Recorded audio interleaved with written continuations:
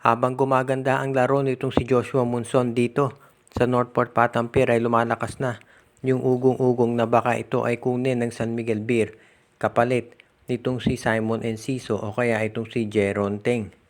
Sa ngayon kasi mukhang naghahanap raw ng San Miguel ng isa pang masasabi natin na additional na wingman o kaya na magbababa ng bola. Sasabihin ba medyo crowded na itong wing position ng San Miguel, pero kung tatanggalin mo dyan si Jeron Teng at si Simon Enciso, magkakaroon na ng spot itong si Joshua Monson.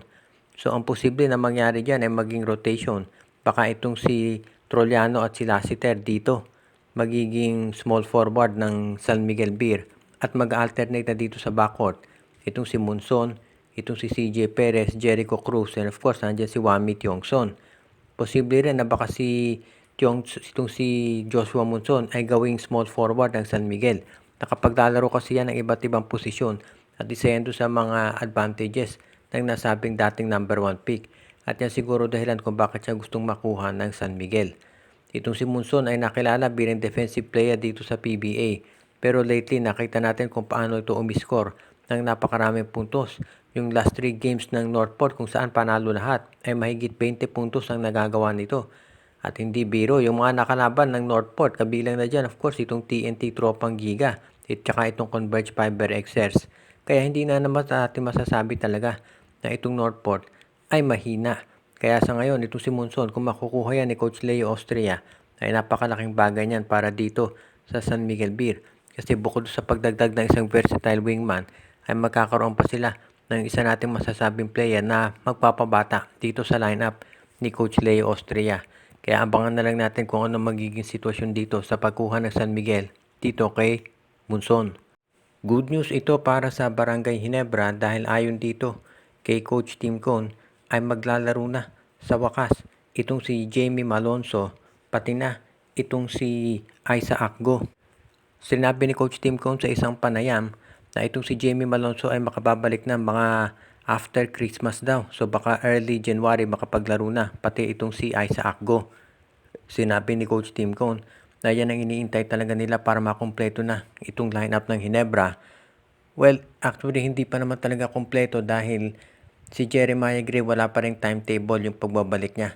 Kung ang inyong magugunita, itong si Jeremiah Gray ay sinabi na baka sa Governor's Cup daw maglaro pero hindi natuloy. At ngayon nga mukhang walang timetable, parang naurong yung recovery nito. Dahil naging komplikado nga yung injury. So at least kahit na hindi makapaglalaro pa ito si Jeremiah Gray, sigurado na raw na after Christmas, siguro by the start of 2025 makapaglalaro na itong si Jamie Malonzo, pati na itong si Isaac Go. At yan talaga ang iniintay ngayon nitong Barangay Ginebra. So ibig niya sabihin, good news yan talaga para dito sa Gene Kings. Na alam natin nakuha na nila ito si Troy Rosario. Pero syempre ang gusto ng Barangay Ginebra ay makumpleto naman yung kanilang lineup. Kaya malalaking bagay kapag bumalik na si Jamie Malonzo at si Isaac Go. Kapag si Isaac Go bumalik na at gumanda performance nito, baka hindi na kinakailangan na maghanap pa ng backup center ng Barangay Ginebra. At syempre kapag nandiyan na si Jamie Malonzo, alam natin na magiging magandang kombinasyon sila dito sa forward lineup kasama si Troy Rosario. At yan ngayon ang inaabangan ng Barangay Ginebra.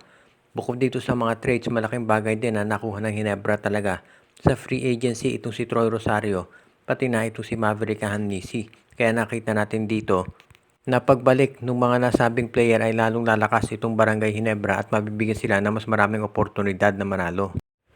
Sa ngayon, maraming mga teams ang interesado dito sa iba't ibang mga big men ng Converge Fiber XRs. Alam natin na marami silang mga players ngayon na available na papasok dyan. Of course, si Justin Baltasar naglalaro na at nandyan na rin to si Pau Havillonar.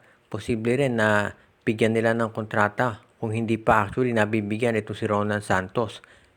Kaya dahil dito, ang daming big men na papasok sa Converge at dahil dito, hindi naman niya lahat mabibigyan ng playing time.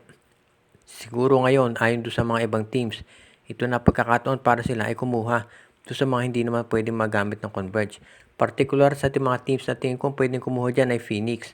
Alam natin ang Phoenix, itong si Kai Balungay lang talaga ang center nila na nagagamit ngayon.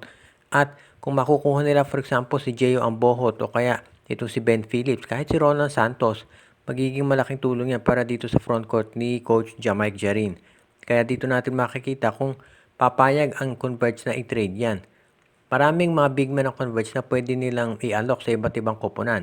Pero ang tanong kung ang Phoenix for example ay gustong kumuha na isa doon sa mga big men itong Converge pero kaya sila may offer dyan. Ibig sabihin, ano ba ang maibibigay ng Phoenix na kapalit dito sa Converge Fiber XS? Kasi sa ngayon, ang pinakamagandang asset ng Phoenix ay yung kanilang draft pick at of course itong si Jason Perkins at si Tyler Teo. Pero kung ikaw ba Phoenix, handa ka na pakawalan yan para dito sa Converge Fiber XS. Lalo na at alam mo na hindi naman si Justin Arano o si Baltasar ang bibigay sa iyo ng Converge. Kaya yan ang magiging matinding desisyon na pag-iisipang mabuti dapat ng Phoenix Fuel Masters. At kinakailangan din natin ikonsidera na mayroong mga ibang teams ngayon na kinakailangan din ng sentro katulad ng Barangay Ginebra at itong San Miguel Beer. At baka itong TNT, i-trade na rin si Poy Eram. Kaya maraming mga pagpipilian itong Converge Fiber XS.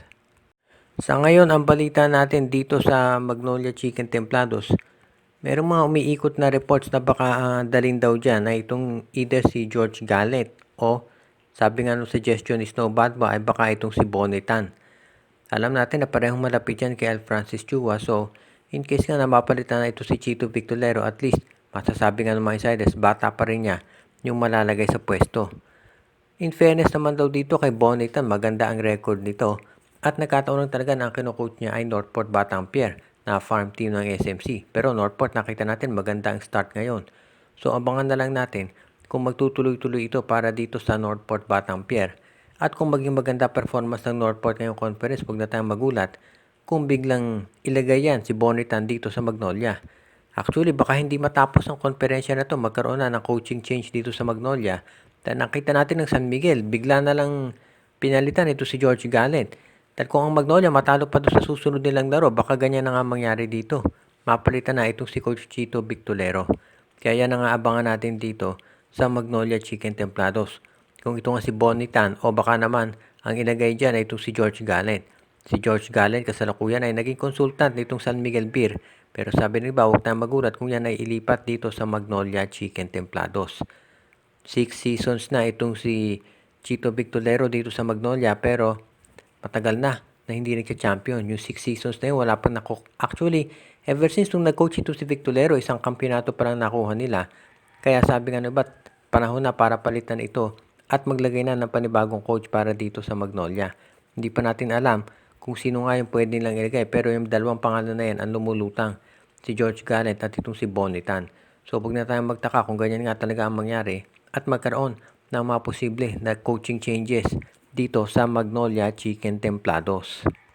Shout out kay RG Bueno at Dalina family, Joseph Pineda, Joshua Giray Espejo at Rosales family, Edwin Carmona Jr., Ireneo Sarangsang, Jonel Alagon at Celino Valles family, Alicia Garcia, Michael D., Dalmacio de Guzman, Malyari Mascarinas, Anthony Alon family, kay Dexter Domer, Enju at pinabati din natin si Katsakino Dukusin at ang iba pa natin ng mga taga-subaybay.